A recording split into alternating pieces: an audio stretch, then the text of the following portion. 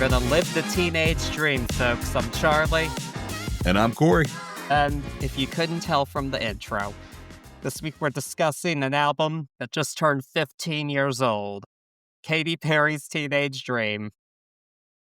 That's crazy to me that Yeah, it's this is crazy to me. 15 now, but it 15. is. That's wild. And I did actually go to the Lifetimes tour recently in Baltimore. We were supposed to do this a bit earlier, so apologies for the delay, but we ended up having to deal with some other stuff. But now we're back, but we're still going to discuss Teenage Dream and the Lifetimes tour. Yeah, man. 15 years. That's wild. Good for Yes, her. it is. So crazy. Ugh. So how was the Lifetimes tour? Well, Let's talk about the Tao. well, yeah, this is a bit of a follow up to our episode on Katy Perry's last album, One for Free, which became notorious for its poor reception. And we kind of added to that negative. No, we did add to it. It wasn't her best work at all, to put it lightly. We didn't care for it too much. You disliked it more than I did, but Yeah, it was a tough one for me. It was a tough one for me. If you guys haven't listened to the episode, check it out. But yeah, not a spoiler, but there's some negativity in there. We try our best not to fully be negative on it, but that one was tough, man. We tell it how it is, and that one for me was a real hodgepodge mess. yeah. I mean, honestly, I kind of think partially the album was made just so there could be another Katy Perry tour and the money could be made from. Heard. But yeah, so at this show, she did do 7 songs from One for Free. That was probably not the best idea. The only part when I felt the show really lagged was when she did 3 songs from One for Free in a row. It was right after she did like 5 hits in a row. So it's like, okay, that wasn't a great balance there. Yeah, it's got to be a tough jumble there because you know darn right well that she's contractually obligated. I mean, it's the tour pretty much for that, and you gotta pick and choose where you're gonna put them in. That's a tough one. It's a tough one. There's not much off that album where I'm like, ooh, that's gonna be awesome live. Uh, So yeah, no, and I will say I don't think she did. She didn't do the absolute ones I disliked the most from the album. Like, she didn't do the one with 21 Savage or the one with Kim Petras. I really didn't like either one of those songs. Woman's World was remixed and shortened, yeah, yeah, which makes sense. But she did manage to kind of do something fun with it, though. I thought she had it as she was a character in a video game, and that was the show's framing device where she was defeating AI. So, okay. yeah, it was kind of like a goofy, fun thing. So I do think the tour was a bit misrepresented online by people who hadn't actually seen it. There were folks saying like the Eras tour ripoff. No, that wasn't actually what she was going for at all. And I don't know why you would expect Katy Perry to, like, again, just put on some high art thing like Lady Gaga or Beyonce. That's not her. Yeah, no, the kookiness is on brand for her, and I'm It there is. for that. It seemed from what we were seeing video-wise early tour that it seemed like it just wasn't performed correctly, or I don't wanna say production value because I feel like all of her shows have a high production value. It just seemed like there were spots that weren't hashed out correctly. And maybe we were just seeing the blooper reel and being like, "Oh my gosh, girl, like, what are you doing on this tour?" But you got to see it firsthand. Like I said, that kookiness is on brand. That's expected. Yeah, it absolutely is. That's what you would expect from her. And overall, it was a fun show. And she did do all of the biggest hits. There were some like smaller hits that weren't there that wouldn't have been bad to hear. Like, yeah, I would have rather heard them over some of the other songs. But overall, go in with your expectations properly adjusted and you'll have a good time. Though I know the US leg is now over as we're recording this. So any listeners in Europe or Asia, I guess, if you want to go, just know what to expect and you'll have a good time. There you go. I feel like that goes for any show. you set your expectations too high, you're gonna there's a possibility always that it's not gonna be there. Yeah, there there really is. Yeah, and we're not it's just it's a different time. You gotta take what you can get and you'll still have fun. That's what matters most. There you go. Overall, it's a fun show. It was kind of funny that the opening act was Rebecca Black of Friday, Gotta Get Down on Friday thing. Were you there for the opener? Yeah, it was. She did not do that song. Was it a good opener for the show? It wasn't a bad opener. I would say it was a bit more sexually charged than the show itself. But because there were a lot of kids at the there for Katy, but we'll talk a bit more about that. Was pretty wild seeing all the costumes, but well, I'll talk about them as we talk about some of the songs on this album because many of these songs made their way into the show. Yeah, I would imagine. I would imagine. Because yeah, it's This because is of the this album where she's still able to do an arena tour at this point, basically.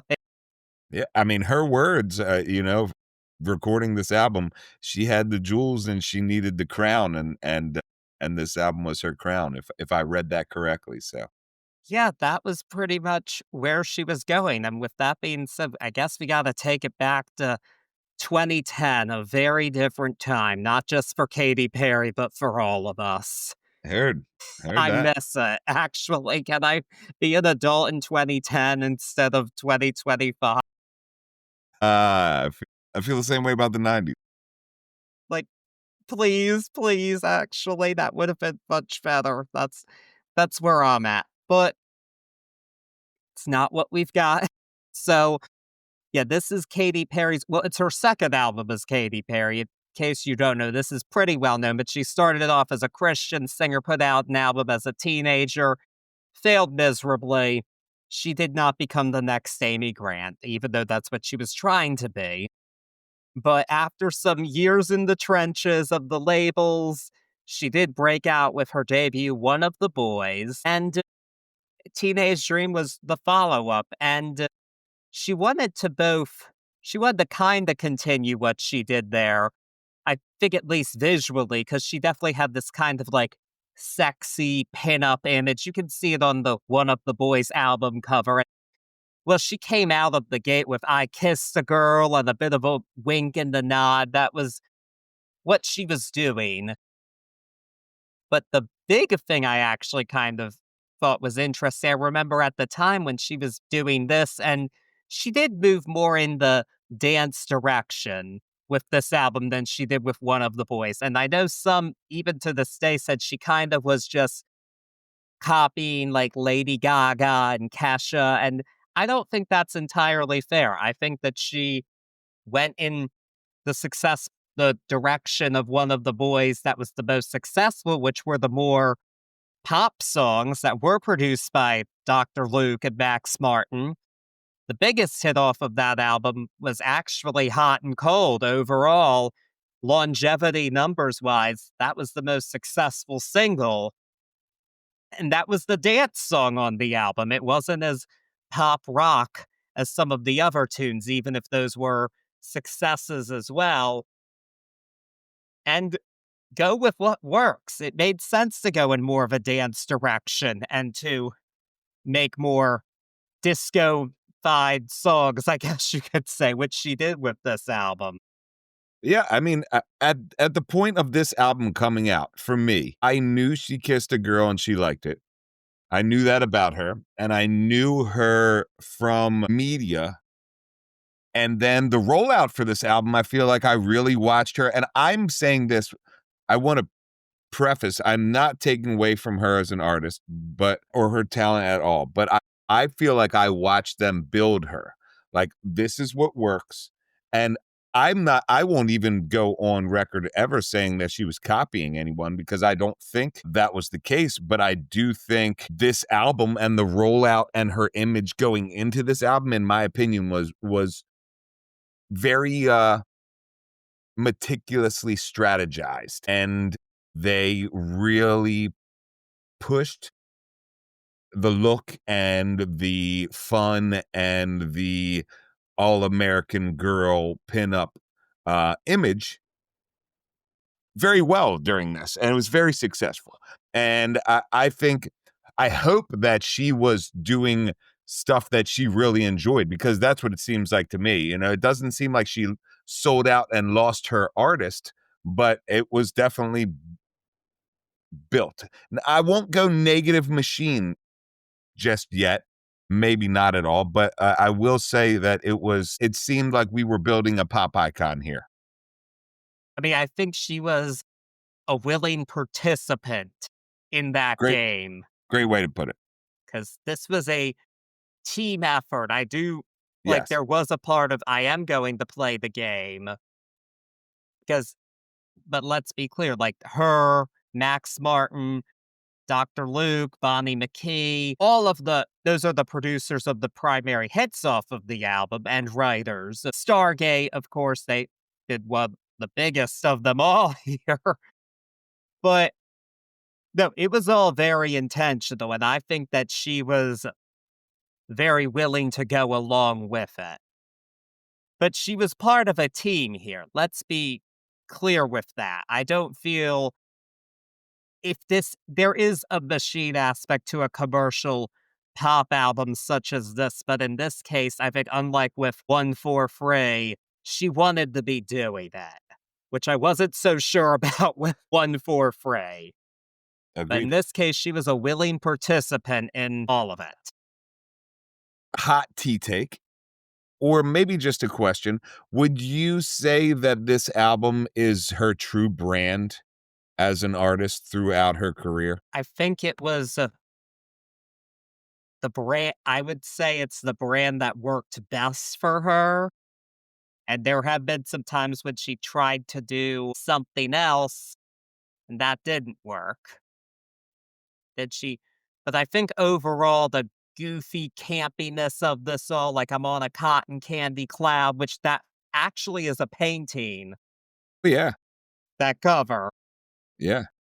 But overall, I would say that it's her aesthetic, this album, if that makes sense. It makes sense. I was just curious your view on that. And what a cool cover. And from, an acclaimed artist who ends up going on and doing art direction for her videos. That's I always love to see that. You don't automatically realize that's a painting when you look at that cover. No, I didn't. I was fooled for a long time. Like, cause I thought like, "Oh, no, well, they did that for the California Girls video, she was in the cotton candy cloud, that wasn't a photo, that was her," but I'm looking for the artist's name, but he was Will the art Cotton, director. his name is Will Cotton, Got you. He was the art director for that video too. yes.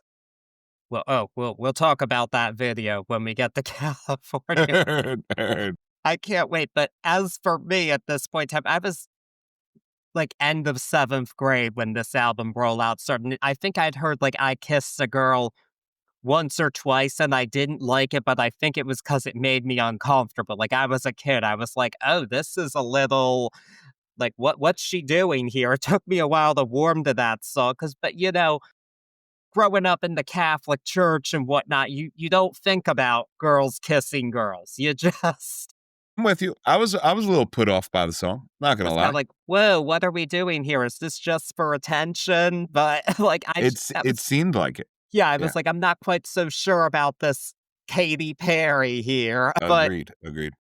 then well, as soon as the lead single for this album dropped, I was on board, and I was like, "I wanna know what she's doing next," and, well, it kept on going. I remember buying this CD at Best Buy, like, a There you month go. or so after it came out, because I was like, I like this Katy Perry. I wanna know what she's gonna do," and, well, for the next year, the whole world knew what she was doing. Yeah, yeah, it was saturated. Yes, it was. I think the chart records of this album are pretty well known. The 5 number ones on the Billboard Hot 100, even more if you wanna count the deluxe edition. Those accolades blew me away. Up there with MJ, It that's pretty tied that Michael Jackson, surpassed Whitney Houston and George Michael. She spent over a year in the top 10 on the Hot 100 in the pre-streaming days. Now that's pretty easy to do, actually. Yeah.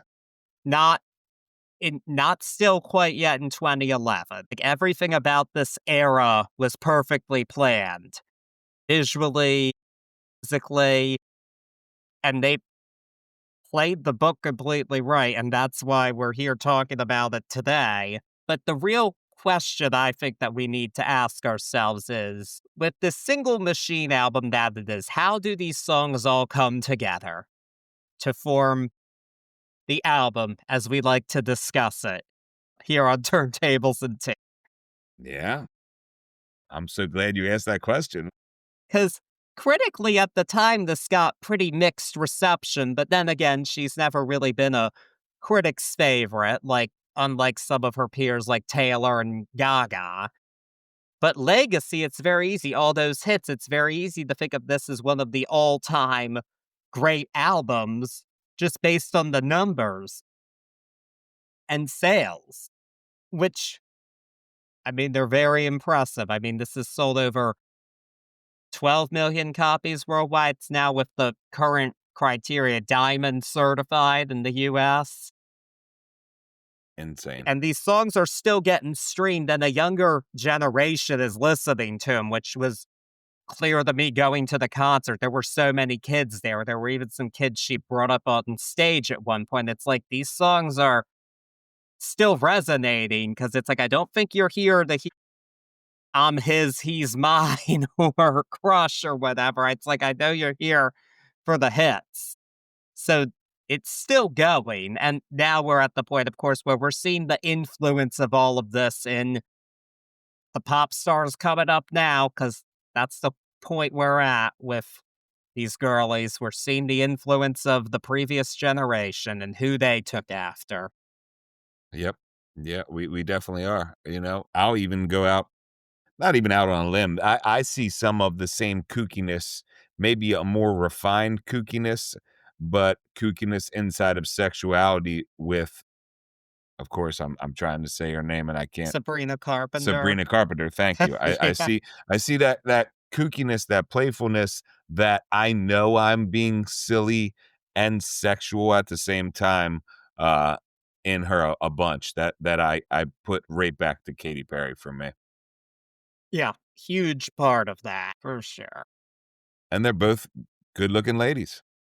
Yes, they are. Yes, they are. And yeah, that album, who knows, maybe we'll do that at the end of the year, but we're not there yet. Hey, heard that. We're discussing Teenage Dream today, and we've been rambling for a bit now. I'll have to cut some of this out because there's a lot to talk about. I'm just like, I don't even have notes for this summary. I'm just talking because No, I hear you. I hear you. this was so formative to me, which is part of why I'm excited to talk about it here today. So, with that being said, let's get started. Let's get at it. So, Teenage Dream, the album, begins with Teenage Dream, the song. What When we talk about team effort, it's been noted this song was such a team effort between Katy Perry, Dr. Luke, Max Martin, Bonnie McKee, Benny Blanco, who's now Selena Gomez's fiance, but he's not a nobody. He's not famous because of that. He started out here doing songs with these people. He's been on many hits, and well, this might be the brightest of his hits, at least up there. This song, wow. And I mean, the title's pretty self-explanatory. She's singing about living the teenage dream, and she wasn't a teenager when she did this. She was 25 when she put this song out, but she wanted to invoke that feeling. I mean, it's pretty hard to say that she didn't with this song.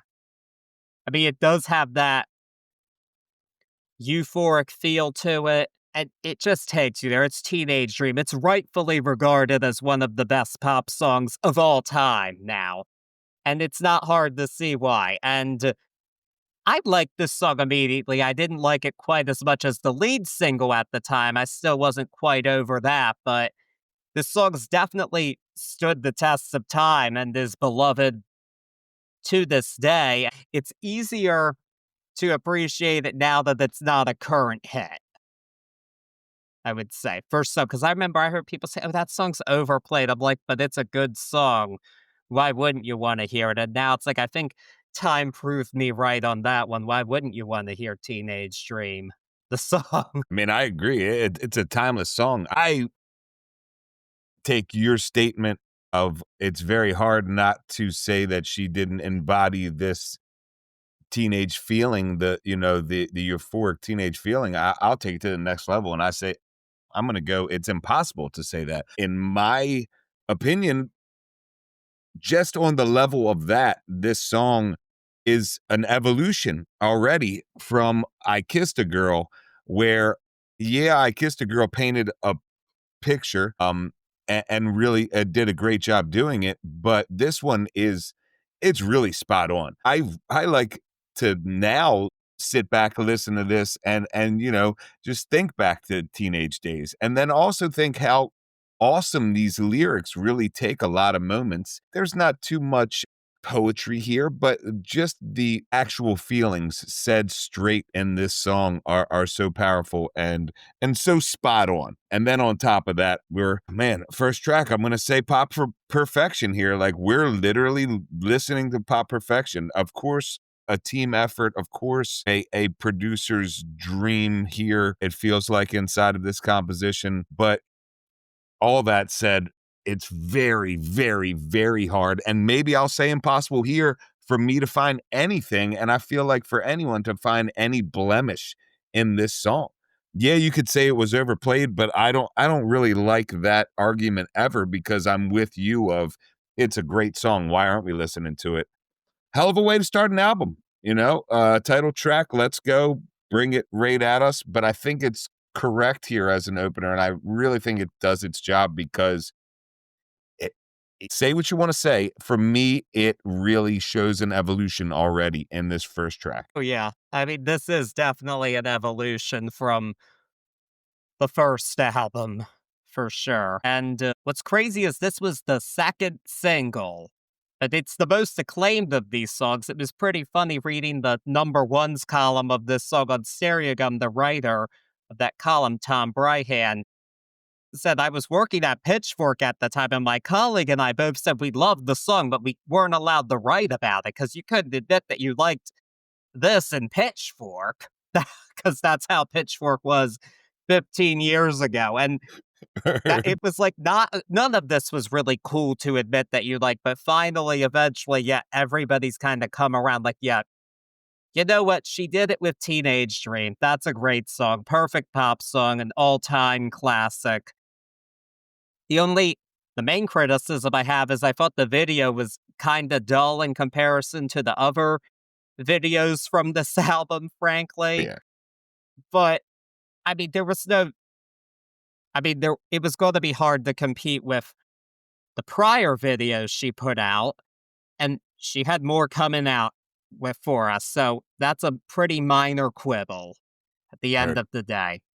And this heard. song did manage to become a hit on its own, which says something about its strength, because it came out while another monster hit was still at its peak, which was crazy to me. I was like, this is something going on here. I like this. I agree. And it was, I'm glad you said it. I'm glad Pitchfork said it, but it wasn't cool. Like, it wasn't, I found myself enjoying it, but it wasn't something I, said to the boys, like, "Hey man, you hear this Katy Perry album?" It just wasn't cool.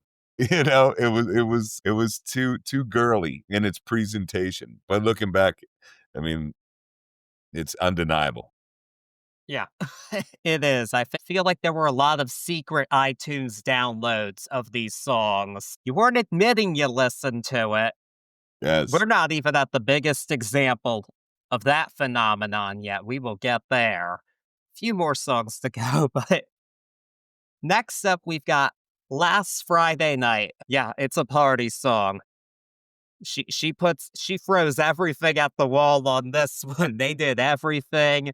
Crazy weekend. It's all there. Last Friday night, but this Friday night, do it all again. And of course, her parenthetical title, TGIF, much of the same team as the previous song, did this one as well. And this was being the second song on the album. I heard it. I thought, I bet you this will be the next single, like right after the first two. But I was 13. What did I know? They they knew what they were doing, holding this off as a single, because this is another very summer party song. And they waited until the next year to put this out as the fifth single. And it ended up being the album's fifth number one hit. It was helped a bit by a remix with Missy Elliott, which I unfortunately, no disrespect to Missy Elliott, that wasn't her best moment. That was just very clearly, I think, just to play to get another number one. But it's still Missy Elliott. The original's the one that you still hear, and this one had a very memorable video with Yeah. her alter ego, Kathy Beth Terry, lots of celebrity cameos. My favorite has to be the Kenny G one. And it wasn't even Kenny G playing saxophone on this track. Or no, she had him in for the video just to give into the fun of it all.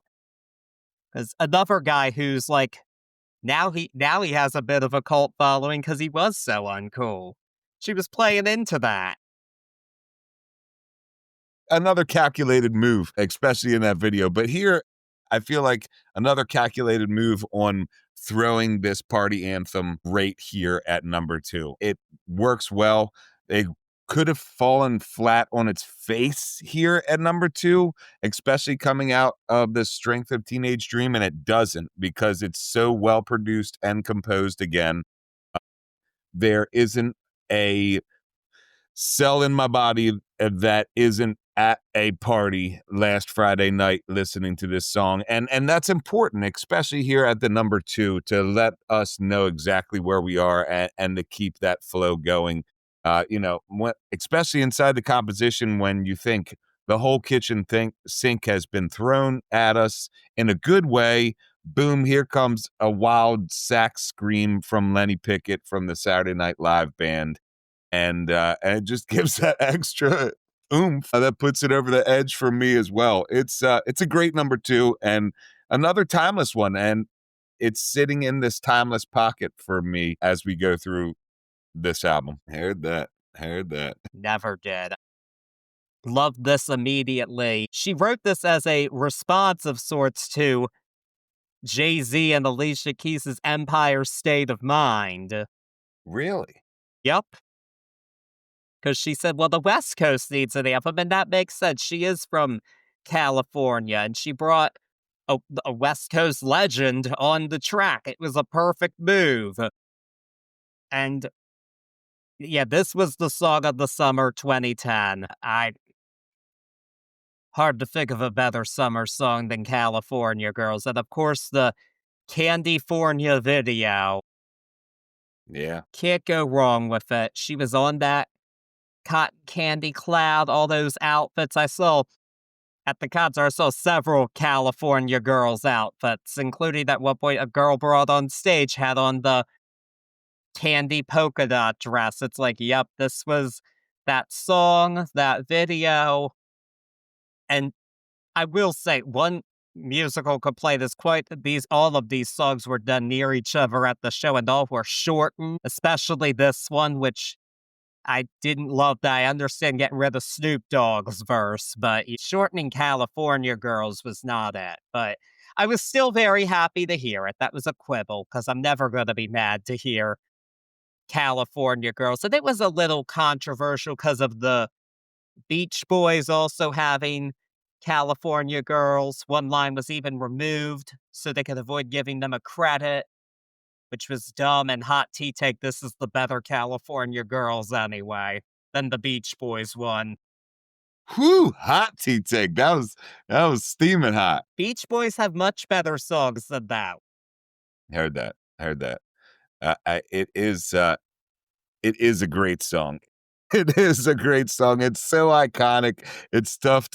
It's even tougher to break it down from a critical standpoint. But we got to, and the number three track here, it does its job. It delivers. And the cool thing for me about this is it delivers in a different way. It was cool to see number two vary enough to stand on its own, But now we're at the third track and we're getting another pop beast, but we're not getting any repeated thought processes here. And I love that. I love that. I love the guitar throughout here, just the simple strumming, almost like a muted strum throughout. I love it. It gives a sense of 70s to me, and I dig that. I For me, hot tea take, you didn't even need to put Snoop Dogg's stamp on this, but it was cool that he came through and did that and they collaborated here, but this song stands on its own without it, and it does its job. It really does its job. This is another like guilty pleasure song, and it always has been. This is an infectious tune at the very least, and one that I can't say that I always don't at least tap my toe when it's going on, if not shake my booty. So it's a good number 3, and we're still rolling here, and it's a very strong outing, especially from a first listening standpoint here. Yeah, I have a hard time hearing this without Snoop Dogg's verse, though I remember on certain stations they'd remove it because it was a little racy, but one of my big flexes when I was 13 was that I had his verse memorized. There you go. So, There you go. that was one of the big things I had going for me back then. I love it. Was A not young one of the Charlie. cool kids, if you can't tell, but That's the perfect karaoke, like, just find some girl singing this, and then you slip in there and do Snoop Dogg's verse. You'd bring the house down. I'd love to see that. it's not the only rap verse I know from this album, but that's a ways away.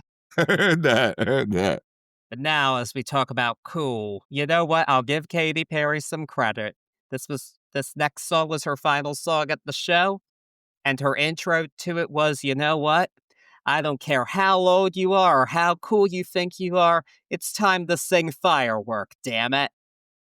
That's a true statement, It is, and it was a little weird hearing her say that after saying, like, the internet isn't real. It's like, okay, let's not talk about what they say about you on the internet at the show, actually. That was a little odd to me.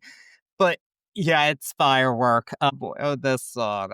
Yeah, this was sang at my 8th grade graduation. A couple of my classmates did an acoustic version of this. If any song on this album was ubiquitous, it was actually this one. And it wasn't one you admitted to liking. I don't remember many people saying, "Oh, Fireworks, my favorite song." It wasn't something I remember hearing admitted much, but they were listening because this was another number one hit, third single from the album. Diamond certified single now. A lot of people bought this and didn't admit to it. For real, for real. It's a powerful beast. There's no way around this. I'm gonna even come at this from a musical standpoint in my critical analysis of this, but there is some like the crescendo with these strings into the hook for me is so just beautiful feeling invoking crescendo work that like it's up there with some like fight songs for me. Like it's just so powerful, and then her vocal arrangement on this is so powerful. It's undeniable. And when you put something, I would think, when you put something down like this, especially as a group of people, a group of artists, you know exactly what you have. And I always loved that she belts this just with full force because that's this song. It's a powerful beast. I'm gonna repeat myself, a powerful beast.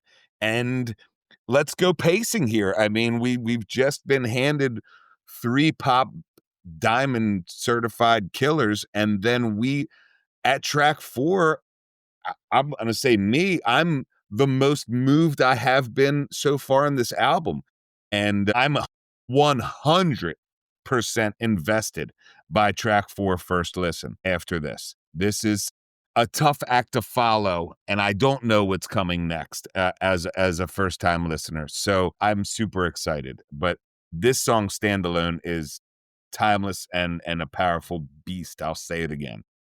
There's no other way to put it. I'm glad you mentioned the production. So this is one of two songs here produced by Stargate, so it is a bit of a sonic shift from the previous ones, which is good because those all did have a similar vibe. It's good to switch it up a bit. I mean, honestly, I think Stargate did produce a lot of hits. We talked about some of them a while ago, I think, when we did Rihanna, even though that one was a while ago. But production wise, this is their crowning achievement. And I don't think that's a hot tea take because No, I it's don't. pretty immaculately produced. And the lyrics were dogged on from day one, but it all came together pretty beautifully, frankly. Like, I can't be mad about it. It's like, yes, I know it was an odd thing to write. Do you ever feel like a plastic bag? But Yeah, I didn't even talk about that, but that parallel to American Beauty and her being this American pinup beauty, this and this all-American girl at the time, I thought that was awesome. It's such a little Easter egg there, but I always dug that. I thought that was a very powerful way to pop that in there because it's we talk about subconscious listener all the time, but that's for me, that was an easy one to hook me. But like, what'd she say? Is she talking about American Beauty? I've always enjoyed that. yeah, and the producers of this song have said since, like, these lyrics were Katy Perry's. And I believe that completely. They were hers. But in this case, we're the better for it. And there were a few other, like, kind of inspirational songs that came out around the same time. Katy Perry herself tried to do well, she did do other inspirational songs than this one, but did she ever quite really reach this height? I don't think she did, but that's okay because it's still firework and she knows where it stands. I was happy to know that's like, you know what this song is. And at the time, I think it was so ubiquitous and uncool to like that I wasn't as high up on it back in the day when I was listening to this album. I was more like, no, California Girls, Teenage Dream, E.T., those are cooler songs. This wasn't the cool one, but it's stood the test of time, obviously. We're still hearing it regularly now 15 years later, which that's so crazy. But if any of the songs was everywhere, it was this one. But it got there for a reason. It's a great song, and can't forget the video with the fireworks shooting out of her breasts. It's like Can't before I can't had forget that. whipped cream, but now I'm gonna even outdo that. A timeless, iconic image. Yes, yes, it But on is. brand, on brand. That's what I love about her. On brand for her Yeah, kookiness, on brand for Katy Perry. it was. But speaking of kookiness, her and Stargate did do another song, and it follows this one. And we just did four mega hits in a row, folks. That's a lot. Tough act for anyone to follow.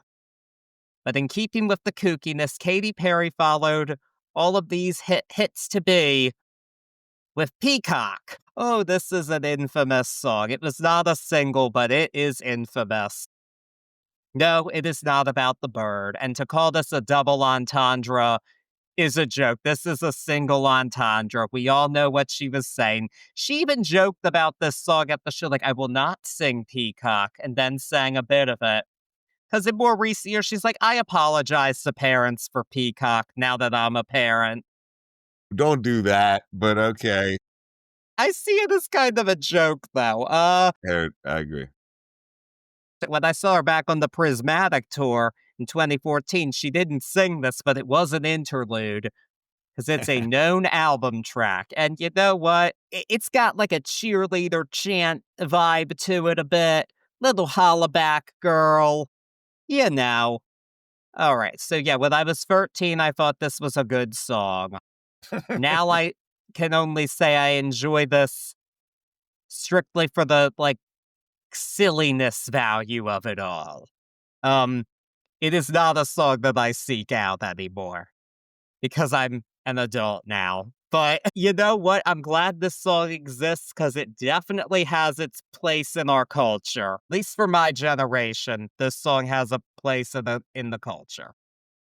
Yeah, first listen for me, you lost me. But it's a grower for the same reasons we've been talking about. It's on brand, it's out there.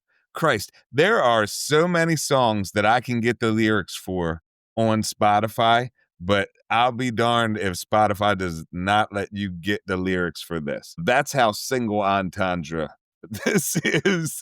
I forget what publication, but there was a critic that was like took a basically single entendre, like she took a word that has it in there and then used it for a word for penis, like just she said penis twice pretty much.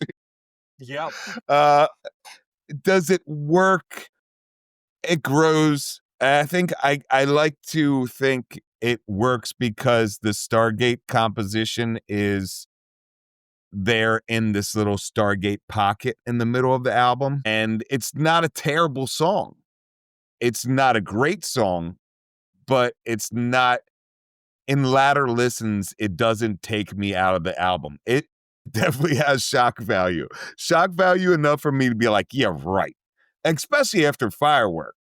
And like we're over here doing Hey Mickey, you're so fine, and just putting Peacock on it. Like I see the holler back girl in it. I see the Hey Mickey in it.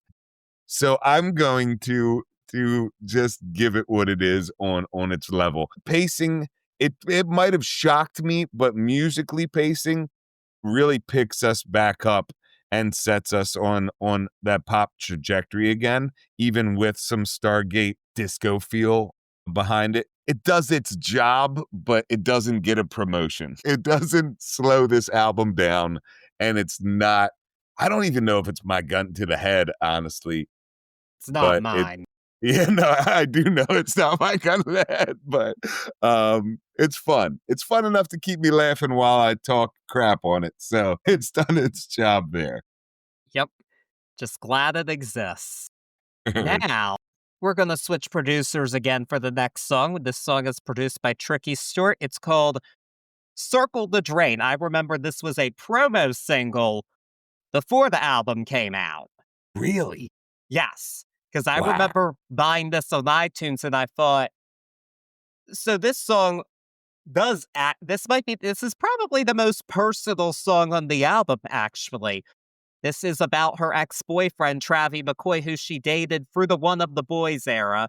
He was the leader of the group Gym Class Heroes. She was even in one of their the video for their biggest hit, Cupid's Chokehold, before she got famous. There she was, and you can see it. It's like, oh wow, that's crazy to see. Pre-fame Katy Perry here with this guy, but he was a drug addict, and that's what this song is about.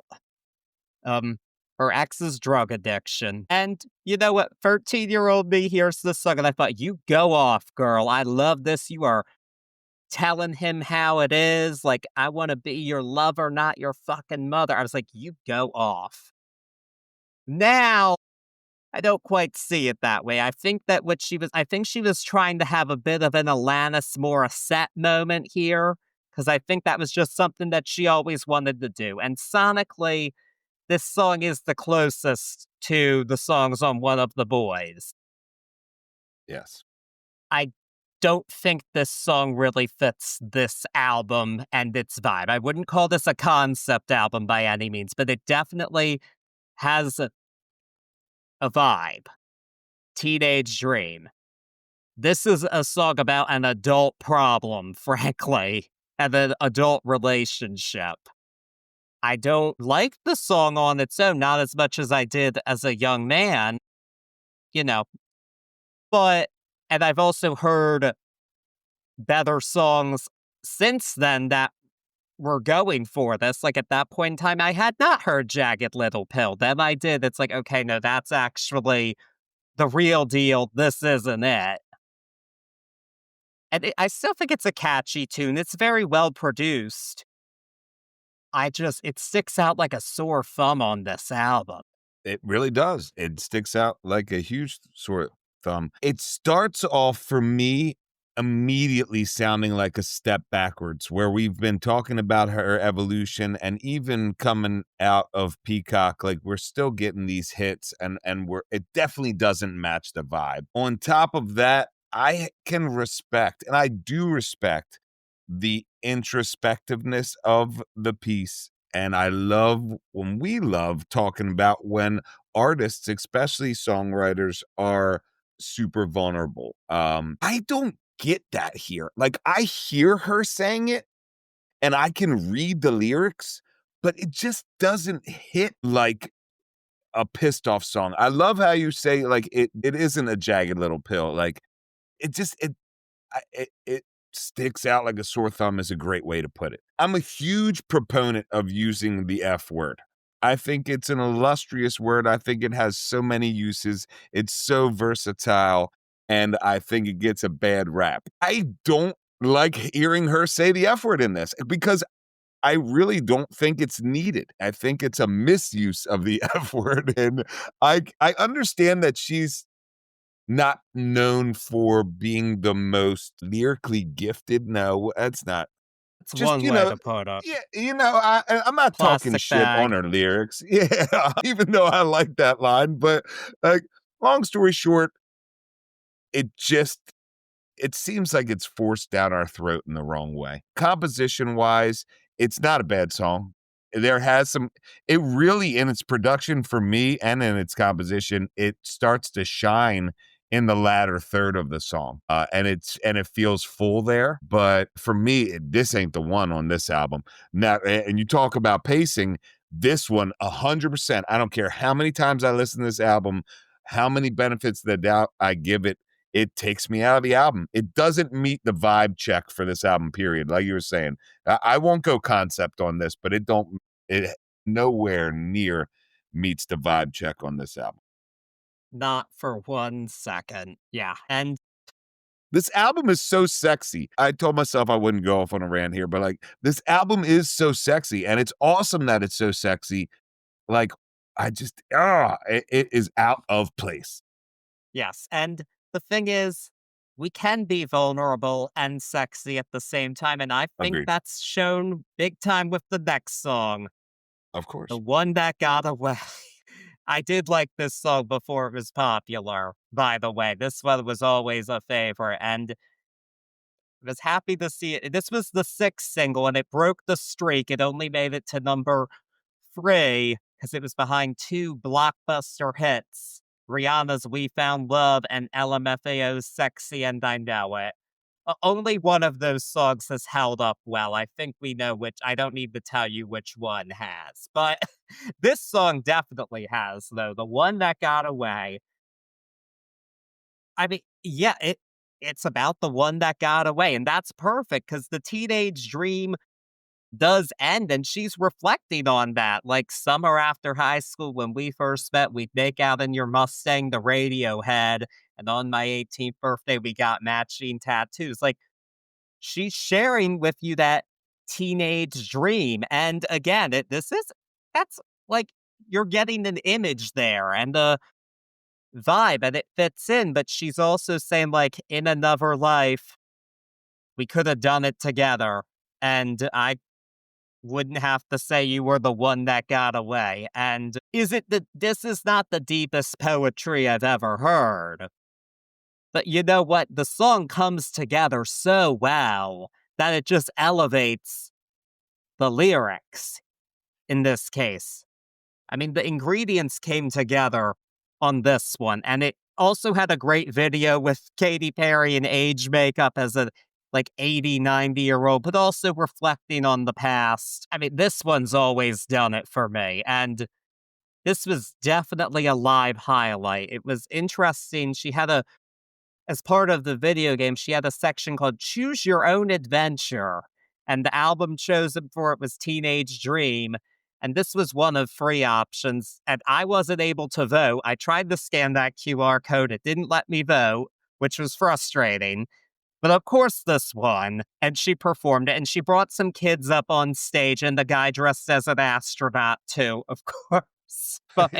And this was part of her acoustic choose your own adventure section. It was one of the high points of the concert. This is a great song. I've always really enjoyed this one a lot. Yeah, I'm 100% with you on the greatness of this song.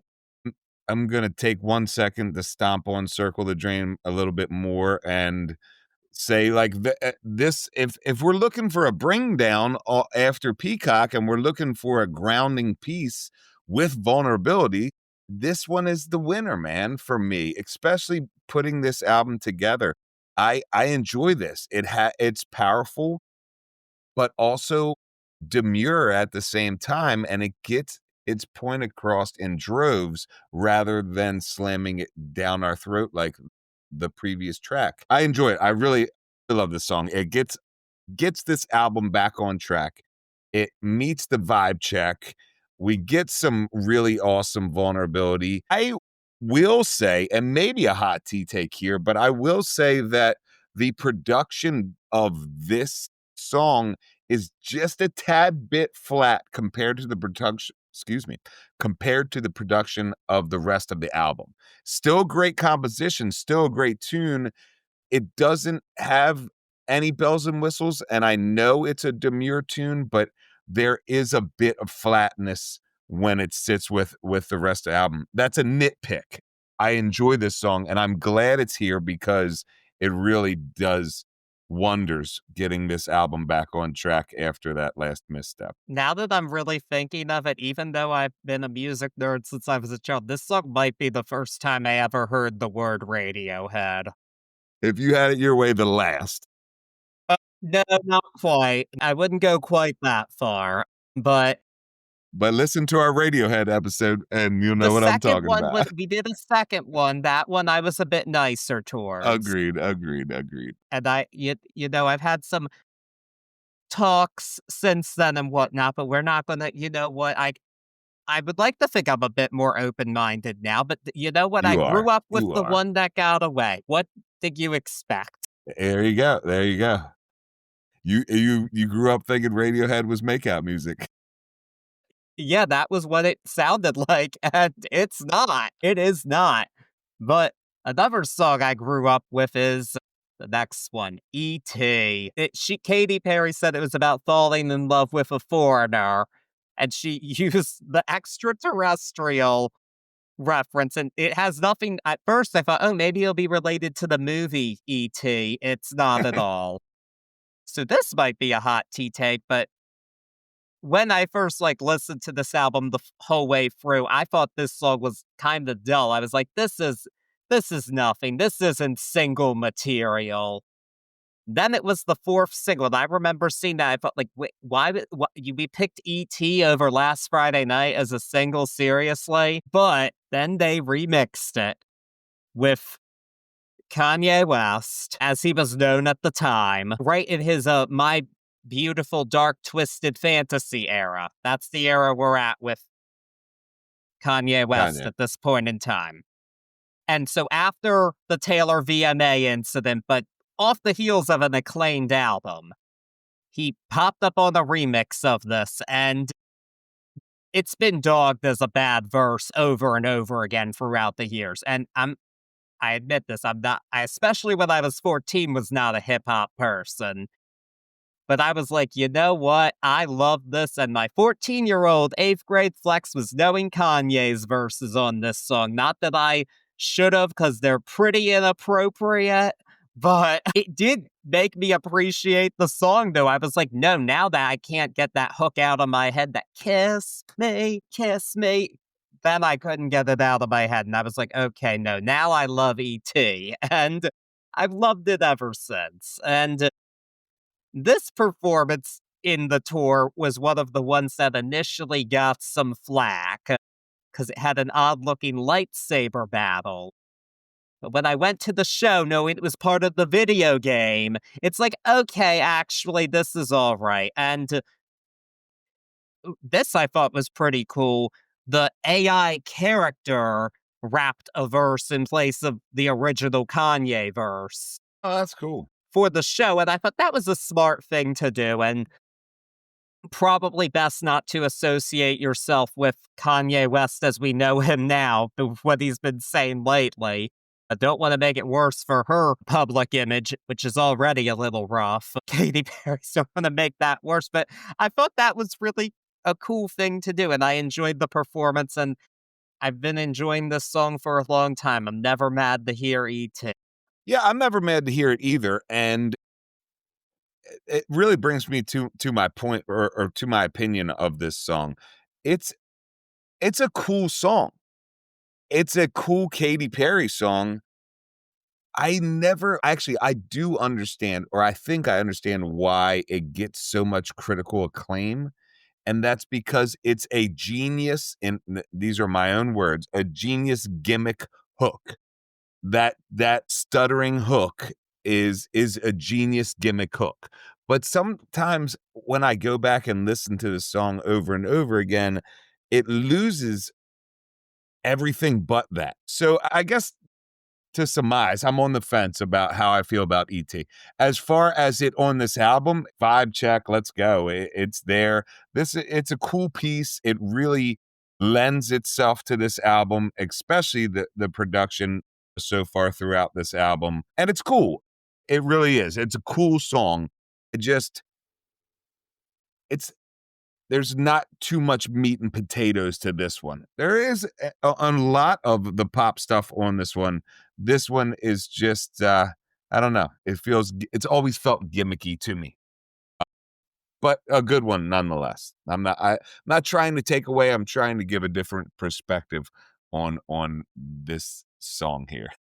I mean, I get what you're saying. As I said, this wasn't as love at first listen for me as the other hits here. It's not as fully formed as those, and I think that's part of why they did a remix, and that ended up being very successful in making it a #1 hit, and hey, they got to do a space-themed video. I think that's part of why this was chosen to be a hit. I think visually it presented a great opportunity for this team.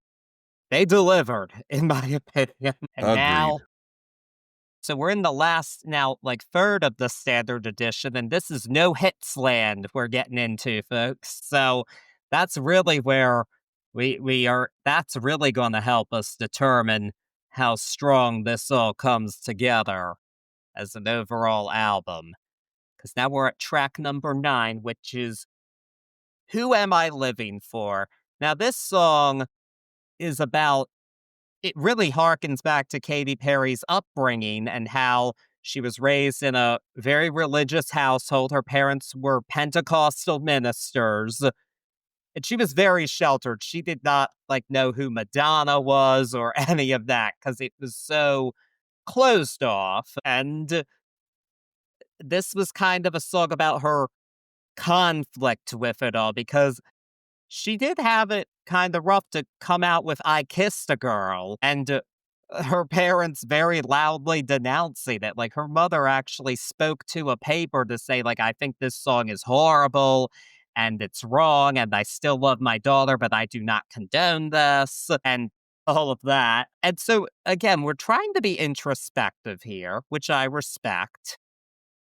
And we have Tricky Stewart again on the production end of this one. This is a real come down though after the song about an alien love interest. And now we're getting into this deep, heavy subject matter. Again, this does not fit the album at all. This song would have fit pretty well actually on the follow up to this album, Prism, but that album was a post-divorce album because yeah, during this era, she was married to Russell Brand. That was a different time for everybody involved. And Yeah. so she done some living by that and was taking on some heavier things, but this is an example of her lyrical shortcomings. She's taking something kind of out of her depth here, frankly. It's a real feeling, but it's so, I mean, I can't imagine having grown up like she did. Let me be clear with that. But I don't think that we really get that conflict in this song. And that's why this song is my gun to the head. This one has always been a skip for me. Yeah. I'm 100% with you, unfortunately, because sometimes the composition here, I want it to be good. And I I do enjoy little pieces of her vocal piece here, but as a whole, I don't feel the song. I really have a tough time with a song like that. I really have a tough time not being able to understand the artist, especially someone like Katy Perry, who I really never have to struggle to get her lyrics.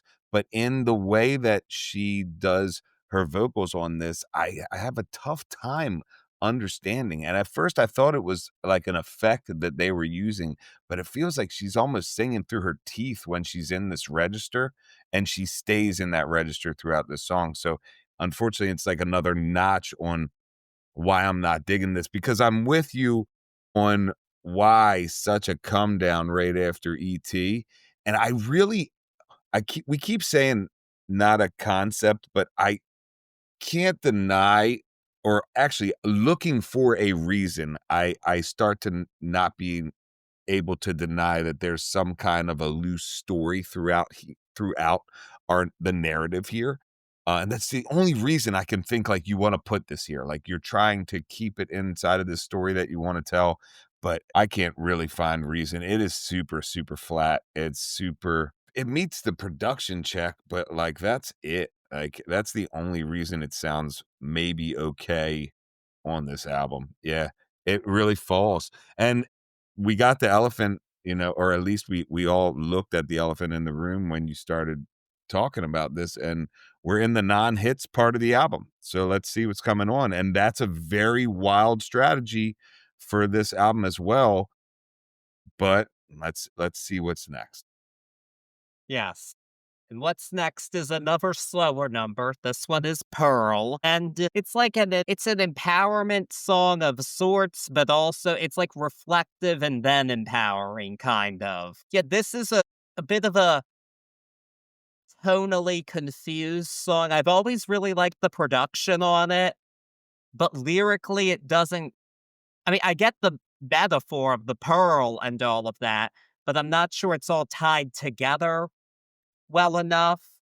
I mean, I don't hate the song. I actually heard this one at the show. This was one of the 2 other options, along with the one that got away. It wasn't the one I would have voted for, but it was the one that won. We'll talk about the one I would have voted for when we get there. It was a nice song that it did fit the acoustic idea well for the show. But again, this is another one I don't feel like really fits this album that well. And yeah, I think lyrically, I don't think it entirely makes sense, even though I appreciate the sentiment. So that's Pearl. That's Pearl. This is my gun to the head. I have no qualms. Okay. I'm about to bash this song, and I feel so bad, Katy Perry. And I'm gonna try to give you benefit of the doubt in this, girl, because it sounds to me like you were doing your vocals on some other track. You said it a great way. Tonally confused, I think you said. 100% tonally confused. I have such a problem with the song. It doesn't ever find itself for me. It keeps trying to find itself. It ends up sounding like again, I try not to be negative all the time, but for me, it ends up sounding like Katy Perry doing a bad Cher karaoke. Like it just is not there, man. And it stinks because I really always hear her putting her all, and I'll say she put her all into this, but it doesn't hit. It doesn't hit. It maybe at the end when she goes a cappella for a little bit, or like it's a light piano behind her, but this one for me is a super, super loss on this album, and I'm sad for that. I really am. I'm sad that I can't be pumped about this whole album. Again, it's a sexy album. Why are we doing this? I understand contrast and I love great pacing, but you got to have the right songs here. And this song it's not album worthy for me. Ah, man, I sound like such a jerk saying that, but it's really not album worthy. Well, it is an issue when we're talking about an album this stacked with hits. Yeah. one like this is gonna stick out more, and you're right, this is a sexy album, and this is not a sexy song, this is a sad song. And it's long. It feels like an 8-minute song, and it's like 4 minutes. Yeah, it does feel a bit longer than it was. I mean, I do not doubt that this song spoke to certain people out there because it Heard, won that poll, heard. and I am really happy if this song did speak to you. But personally, then and now, there are other Katy Perry songs that have spoken to me a lot more, and she's just done that inspirational-ish number better in different Yes, forms yes. on this album and off this album. I appreciate you making that sound a little nicer. I apologize if I No, went I too just heavy wanna be there. clear. I just Yeah, wanna be clear. I mean, if you like this song, I obviously, it moved people out there, I did see that, and I'm very heard. happy that it did. Me I too, really am. me It's too. just not the one that got to me the most. I mean, well, if I were doing Choose Your Own Adventure, I would have wanted Prism instead of Teenage Dream, but I don't always get my way, so it's fine. But actually, a good this wouldn't have worked maybe too well for an acoustic segment, but we're really going to talk about a more fun Teenage Dream deep cut. It's the penultimate track, Hummingbird Heartbeat. This one is produced by Tricky Stewart once again. And okay, based on the title, I think you can kind of tell, like, lyrically, this is it's a little lightweight. It doesn't hit as hard as like Teenage Dream. It's like you give me that hummingbird heartbeat, spread my wings and make me fly. And I've always really enjoyed this song. It's a lot of fun. Like, just don't take it too seriously and you'll have a good time with it. And also don't think of it just I will because I feel it's my duty as a host. This song was written as about Russell Brand. Don't think about that when listening to it either. I don't though, and I still really enjoy this song. I always have because again, this is sexy song. She's like, this is the story of the birds and the bees, but that fits this vibe here, this teenage dream, because when you have the talk, you're taught these are the birds and the bees.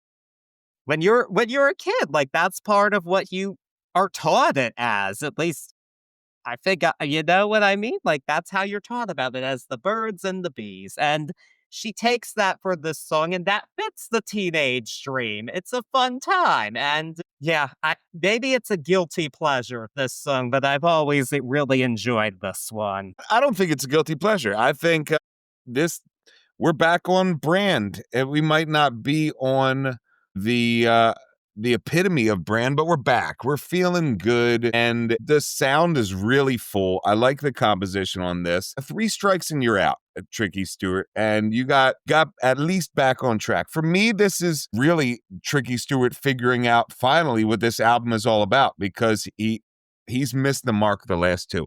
It still has his mark on there. We get a lot more rock and roll in there, but it's really nicely combined with the pop elements here. And we get a great little song here to be the penultimate song. And I enjoy it. I don't think it's a guilty pleasure. I enjoy this one. It might not be single worthy, but at least it's album worthy and it fits here. It does its job, as we like to say. I mean, on another album, it might have been single worthy.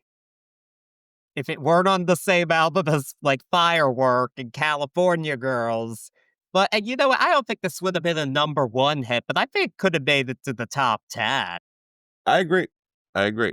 It's a hum along worthy tune. Like it's a good tune. Yeah. A much needed jolt of energy into this 100%. back end of the album here, because we needed it after the last two songs, which were pretty dreary. But the standard edition of this album does end with a song called Not Like the Movies. This one was also a promo single before the album. And this one was produced by Greg Wells, who also did Pearl, but it's a more simple composition, very piano based. And she's looking for a love that's ideal. Like, if it's not like the movies, I don't want it. And that's a very teenage mentality. That's what she was going for here. And I feel like it worked. I mean, if we're going to talk just strict ballad, then I'm not going to quite count the one that got away as a ballad. That's more of a mid tempo. But of this album's ballads, this is the best one by a mile. I would have voted for this one at the show if I had the chance, but I didn't get to. So I didn't get to hear it, but that's okay. I mean, it's a solid closer and it got traction even though it wasn't a single. I remember people liking this song and it really speaking to them. Granted, I was a teenager at the time, but if you are, yeah, it will speak to you because she's singing about a real emotion here. Again, as you said, this is a sexy album, but the movies are sexy. So let's sing about love as it pertains to cinema. I think that fits this album really well. And I think it's a good album closer. I fucking love this song as an album closer. I love this song, period. In fact, I'm gonna say every time I got a ballad or I got like a non-poppy Katy Perry song, I was looking for her to sing like this. And I get it at the end. And for me, I get a 25-year-old saying, putting a beautiful cap on the end of this teenage dream story she's been rolling through here. And I love it. There's so much power here. We talked earlier about being tonally confused. This is far from it. This knows exactly what it is from the get, and she kills it. It's on top of this beautiful movie-esque composition. This such a perfect package, especially to end this. I have goosebumps talking about this song right now. I 100% enjoy it. Even as a piano beautiful ballad with this cinema quality to it, it still passes the vibe check here. It understands what this album is and it rolls and it gives us a nice finale to this piece. I can't say enough good things about this. It really works. Humbly surprised by it. I was humbled by this song, is what I'm saying. A really cool one. No, it's not quite what you would have expected from this album, but it's a lovely song. And you're right, she sounds fantastic. She really does. And so this is another album that got a deluxe reissue because that was just what you do at this time. You have a hit album, let's extend the cycle with some bonus tracks. Because I guess they were all singled out. They already put half the singles out. And it made sense because Katy Perry had a documentary coming out called Katy Perry Part of Me about her life on the road. And of course, one of these new songs was entitled Part of Me. And well, the rest was history to me. I remember this was my freshman year of high school. This song came out. It's like, oh, an actual new Katy Perry song. I'm excited. And I thought it was a very strong empowerment song. It's not about Russell Brand. It was written a bit before they got married, but it ended up being released in the aftermath of her divorce from Russell Brand.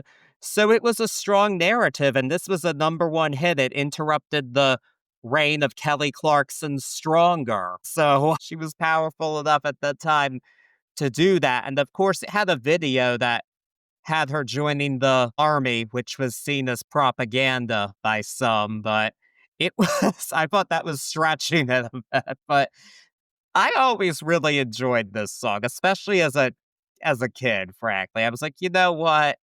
Yeah, when you're a little kid, you feel like a lot of people are trying to take parts of you when you're a teenager. At least that Heard was that. how I felt. But this song made it very clear, like, there is a part of me you can't I take lost. away from Okay, me. you're back. I don't think we lost anything there. My bad. I hope we didn't. If not, we can it doesn't have to be there. I mean, Heard that. not the other world, but yes, my 15-year-old self was very empowered by this song. I'm just gonna say that. Yeah, it's cool to have this here. So I always thought this released on Prism, did it not? It did not, no. Oh, that's wild. So Yeah, the this lead came to 2 Prism was years Roar. after her. That's wild. That's wild. Yep, Yeah, this is a cool track. This is a cool track. You can definitely see the bridge looking back to where she is on Prism and hear it, yeah. like the bridge from this album to that. I enjoy it. It's a cool song. It's an empowering song. It's judging it against this or judging it with this album, it's a little bit subdued to the poppiness of this album, but it's cool. Yeah, I agree. And admittedly, I feel like it ended up kind of being the draft of Roar. I can It, definitely hear that. yeah, that's kind of, it's like this song just got overshadowed by others, even though it was another number one hit. So, and then there were two others, and the second of them was another single, which was "Wide Awake," a more mid-tempo. Actually, I would say it's a ballad. It's got that heaviness to it. At the show, she did it as a dance remix, which she did when I saw her before as well. Very much a breakup song. Like, I'm wide awake. I can finally see it all now. But it always hit well as a pop song. It was kind of an odd summer single choice, I remember thinking at the time. It's like the previous two summers, we had Katy Perry give us California Girls and Last Friday Night, but this song still made it the number two, and it was stuck behind Call Me Baby, which there was no beating that as Song of the Summer in 2012. Yeah, another one that I always really enjoyed, and I always liked the video for Wide Awake too, especially her purple hair. Always loved that. Always with new looks. I enjoyed this one too. This is a cool one. This is an album worthy song, period. So if this didn't get released on anything else, thank gosh it got released here on the ultimate edition, so to speak. But this is a cool song. It's another song that you can see the bridge here, and you can see an evolving Perry even just within those 2 years, in my opinion. There's a lot. I mean, even in the composition, there's a lot more adult themes here. Not so much like in the lyrics, but more so in the composition and the way that this song is presented. It's good though. Even so, hearing the shift of popular music from the release of this album to 2 years later, when they throw these and the target of a song like Wide Awake, it's cool though. I've always enjoyed this one. So have I. And it was cool hearing it at the show, especially after she did 3 songs from 143 in a row. We got Wide Awake. It was like, yes, a hit. There you go. There you go. But I did actually forget something. So part of me was also done at the show, and this is wild. So one of the most viral moment from the beginning of the tour was a really bizarre dance routine that ended up being the subject of some SNL memes for Katy Perry that I'm not gonna lie, they were kind of funny with her and Dunice. Not gonna lie, I did laugh. But funnily enough, you weren't gonna get that from the brief clip. It was actually during the performance of Part of Me that she did this.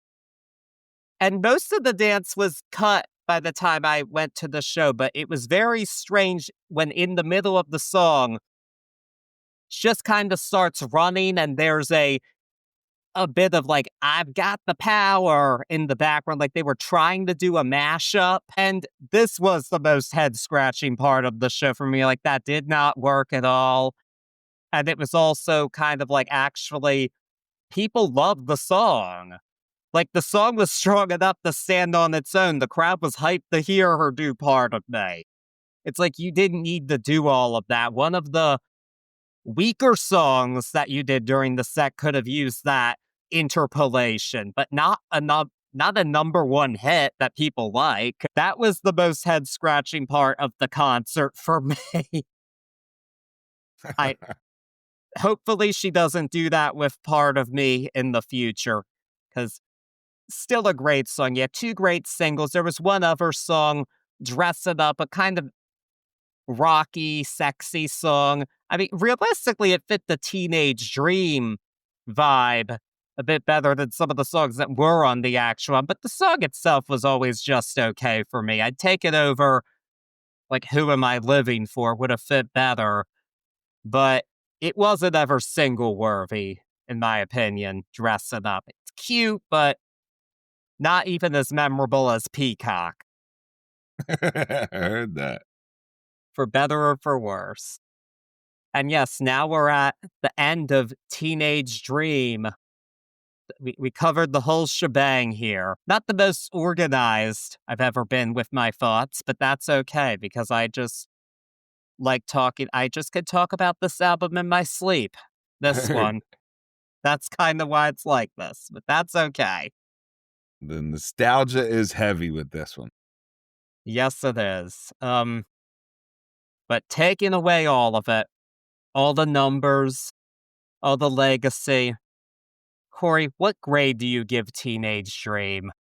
Katy Perry Teenage Dream. It is undeniably a powerhouse. It is undeniably a powerhouse of hits. It has so many meat and potatoes songs that end up being timeless now, but at first listen that really work great together and do a great pacing flow throughout. There are missteps here, but there's so much pop perfection inside of this that even when I try to be mad, there's only one that's really stands out as a flub on this album. Um, I'm gonna go B plus on this one. So am I. That's my grade as well. I mean, I'm not taking nostalgia out of it. There are great pop hits here. We all know and love them. But there are some songs here that just do not work with this album. And objectively speaking, with that, I would give it a lower grade, but the highs are so high, I can't give it less than just a B, Yeah, yeah. period.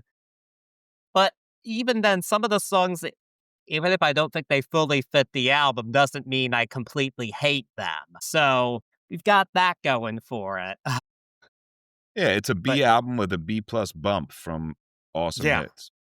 Yeah. yeah. And what is your favorite of those songs? Not like the movies is my track off this whole entire album. I mean, Wow. don't get me wrong, I love all the pop hits, but, like, when I say I was humbled by that song, I was humbled. I it is a nice cap and something unexpected or that I didn't expect, unexpected, and, it really has changed the way I look at Katy Perry as an artist. I give her that one. Yep. Well, there was definitely no Not Like the Movies on the last album we discussed by Heard, her. heard. Definitely not vocally, those vocals were so processed, oh my goodness. Oof. But I'm always gonna be a California boy, it's California girls. There you go, there you go. Some things never change, and one of them is my love for that song. So, there we have it, we did it, tied it into the Lifetimes tour as much as possible. Took on a gargantuan album here, finally. I'm glad we got to do it. Me too, that was awesome. That was an Yes. awesome time. Now I've gotten to pick a couple in a row, so now it's Corey's turn to give us something. The pressure is on. The pressure is on me What now. what do you have for us? Well, as is tradition, we're gonna switch gears. And there was an album released just this past August by a little band called Deftones. And we're gonna listen to that. So we're gonna listen to Private Music is the name of the album, the new album from Deftones. I did see a couple of posts about its release. I know of the band and I'm not very familiar with them, so I think not just have to listen to this album. I think I gotta listen to at least some of the back catalog to dive into this one. And I'm excited to though, because I think I could use some new blood in my music listening experience. And I hope it's a winner for 2025. Me too. That makes it so much more exciting too to hear that you're gonna dive in. I'll do some extra diving. I've spent some fleeting moments with this album, but haven't listened to it front to back. Really just scanned it. So it'll be a first listen for both of us pretty much. Yeah, definitely will be for me because I'm behind on all the new music. I'm just behind on all of it. I think I just said I like mayhem and I don't want to listen to another album this year. I think I that's what heard that. happened with me. But now I'm going to force myself to, and I'm going to have to again. So There we let's go. get started with that now. But to be prepared for us to drop that episode. Be sure to subscribe wherever you're listening. Please leave us a nice rating and review. Even nice comments would be appreciated as well. And follow us on social media. Links are in the description. And we're going to open the door on some private music for you next time. Peace.